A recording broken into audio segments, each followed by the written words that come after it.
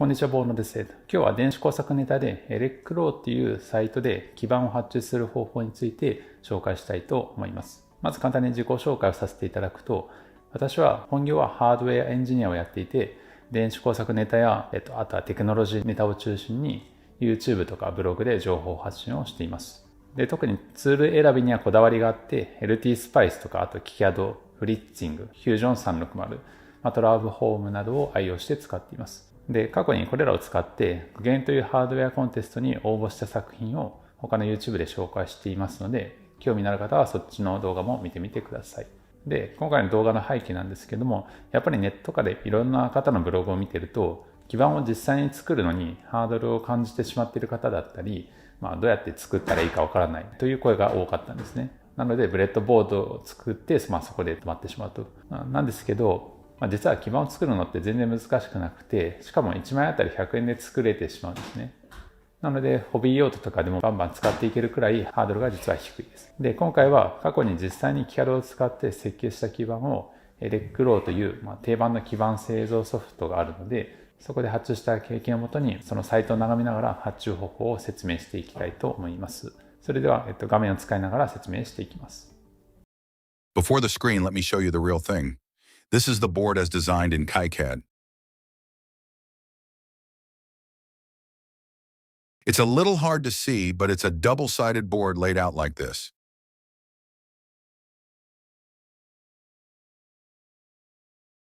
And this is the board as made. The silkscreen came out properly, and on the back, the copper pour and the signal traces are cleanly routed. You can see it came out much as I pictured it. The soldering is a bit rough, mine.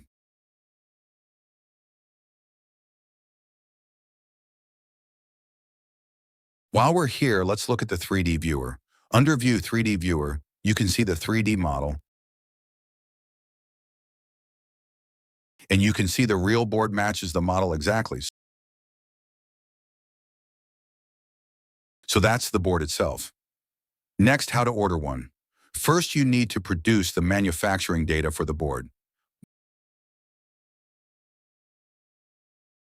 Board data is called Gerber data. It holds the traces, silkscreen, outline, and drill data. Without all of it, no one can make your board. There's a lot of it, but making it isn't hard. In KiCad, you click File, then Plot.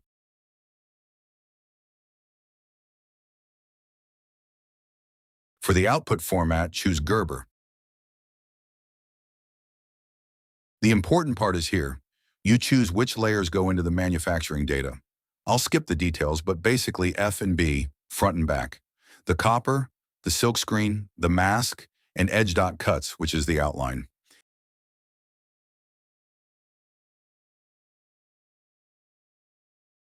Tick those 7 and you'll generally be fine. I'd like to cover the detail in another video. Once they're ticked, click Generate Drill Files, which produces the data for the holes.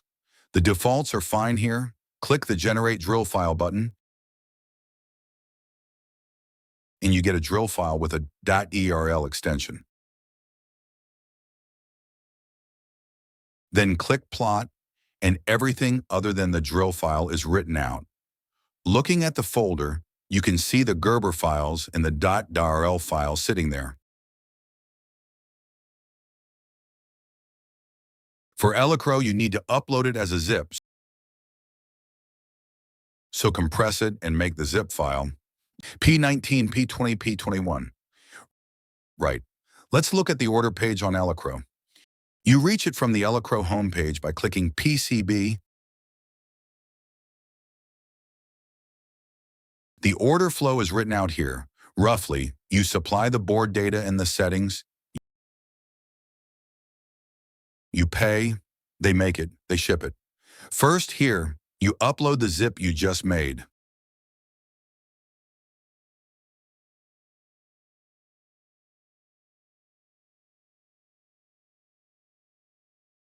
There are 12 settings you can change when ordering. That looks like a lot, but unless you're very particular, only 5 of them matter.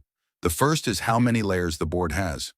When you lay out in KiCad, the default is a double-sided board.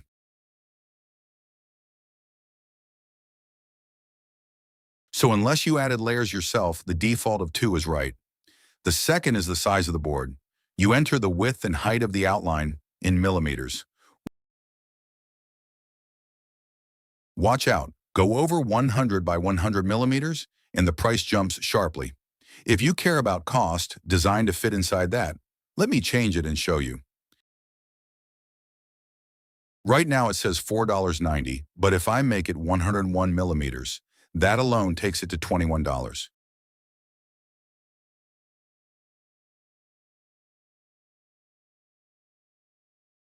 To keep it cheap, stay within 100 millimeter minimum, or a third is how many boards you order. You order in multiples of 5 like this. For hobby work, a handful is plenty, so I always pick 5. Next, the color of the board. It makes no difference to how it works, so any color will do. Pick the one that makes you want to build.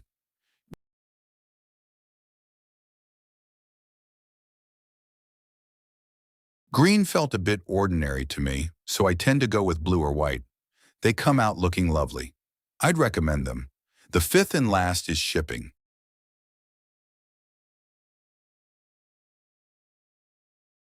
Pick your country, look at the shipping options, and you'll see there are 6 of them. The cheapest is airmail, about $10.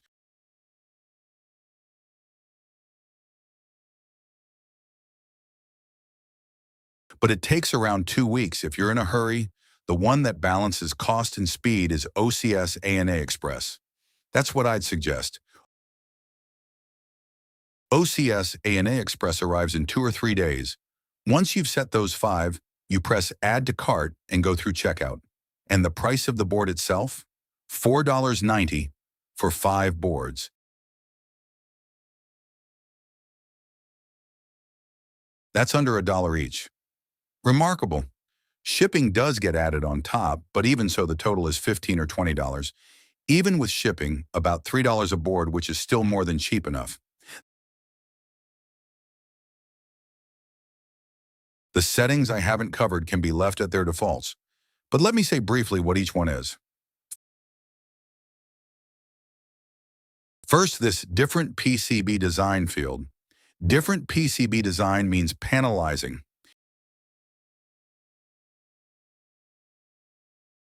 It looks something like this.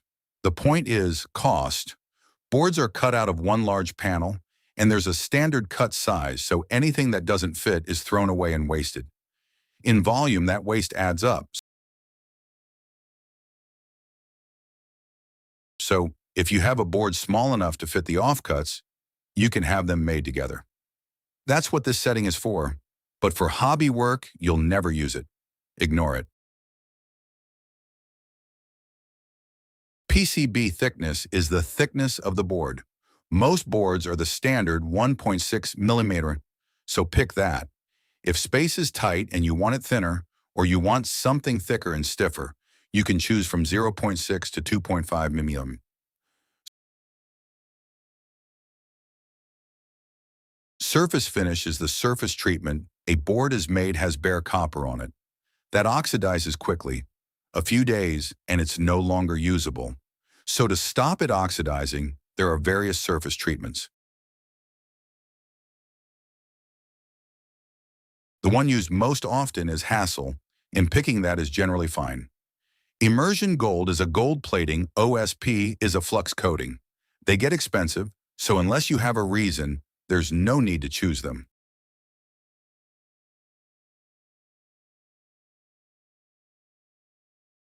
As for the remaining 3, they're for people who really know their stuff, so I'll skip them here. The defaults are perfectly fine. Look them up yourself if you're curious. Last, there's production time, which is how long they take to make it. It's fixed at 4 to 7 days. If you're in a hurry, contact them directly and it may be worth asking. So that's the Elecrow order page.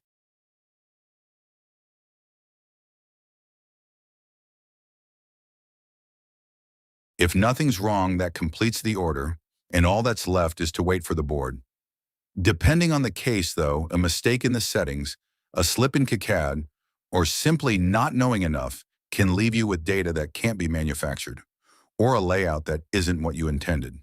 When that happens, in most cases, If the data looks wrong, the maker gets in touch. So even if your first upload is wrong, send corrected data and it's fine. Here, for instance, is a mistake I made once.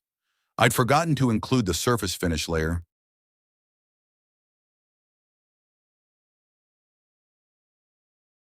and they got in touch about it. They also flagged that one side had no traces. The first was my mistake, so I sent new data and asked them to use that instead. The second was intentional, so I replied that it was fine as it was. So as you can see, it does all happen in English, but problems get sorted out as they come up. So order away without worrying about it. はい、というように今回はエレクロを使って基板を発注する方法について説明してきました。いかがでしたでしょうか。思ったよりも気軽に、しかも安く発注できることが分かっていただけたかと思います。なおここではエレクロというサイトを使ったんですけど、基本的な流れは他のサイトでも同じです。英語だとちょっと不安、あと初めてだし、ちょっと難しいかなと思う方は、最初は基板 .com っていうサイトを使ってもいいかもしれません。こちらは日本のサイトで少し値段は高くなるんですけども、担当者の方がわからないところを親切に教えてくれるので、本当に超初心者の方にはお勧めできます。いずれのサイトにしても、実際に基板を作ると何とも言えない高揚感が生まれるので、まずは何でもいいので一度体験してみることをお勧めします。はい、それではこの動画は以上となります。というようにこのチャンネルでは、電子工作やテクノロジーを軸に役に立つ情報を発信しています。もし興味のある方はチャンネル登録をよろしくお願いします。また、こんな動画も作ってほしいとか、この辺がちょっと分かりづらかったとか、そういうコメントがあればコメント欄までぜひよろしくお願いします。それでは今日は以上です。